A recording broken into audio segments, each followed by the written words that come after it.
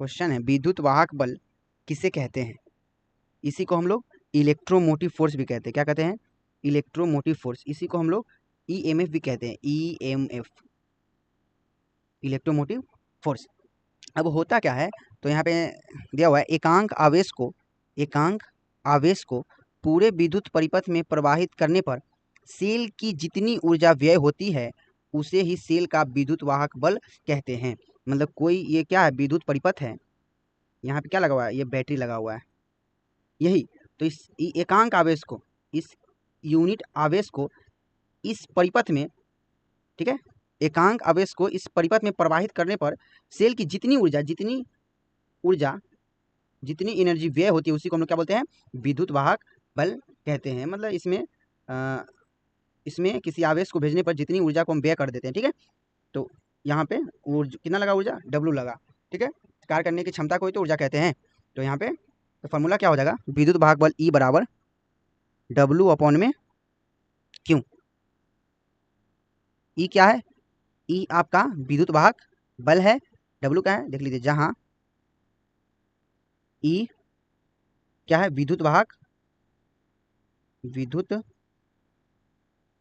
बल, W क्या है, W आपका क्या हो गया, ऊर्जा या कार्य करने की क्षमता भी आप कह सकते हैं।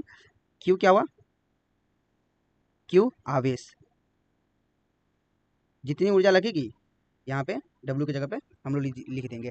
तो क्या हुआ यहाँ पे, ये फिर से एक बार समझ लीजिए, विद्युत वाहक बल किसे कहते हैं, तो एकांक आवेश को पूरे विद्युत परिपथ में प्रवाहित करने पर सेल की जितनी ऊर्जा व्यय होती है उसी को ही हम सेल का विद्युत वाहक बल कहते हैं या ईएमएफ कहते हैं, ठीक है। इससे रिलेटेड कुछ और भी पॉइंट हम लोग देख लेते हैं, ठीक है। चलिए अब इससे रिलेटेड और भी कुछ पॉइंट देखते हैं। यहाँ पे देख लीजिए, यह जो होता है यह विभवांतर से बड़ा होता है, ठीक है। यह विभवांतर से क्या होता है, विभवांतर से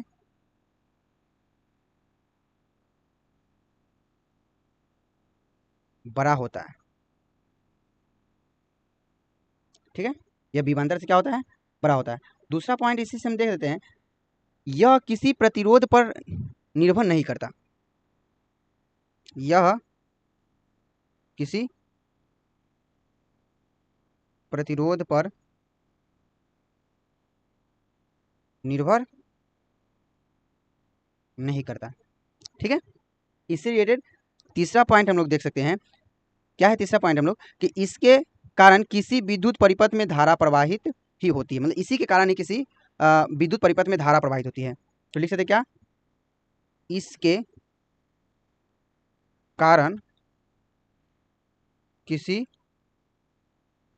विद्युत परिपथ में धारा प्रवाहित होती है, ठीक है। चलिए यहाँ तक आपका हो गया क्वेश्चन समाप्त। हाँ, ये क्वेश्चन आप लोग देख लीजिएगा, एग्जाम में आता ही है। विद्युत वाहक बल किसे कहते हैं, ठीक है। चलिए रहने देते हैं इस वीडियो में इतना ही तक।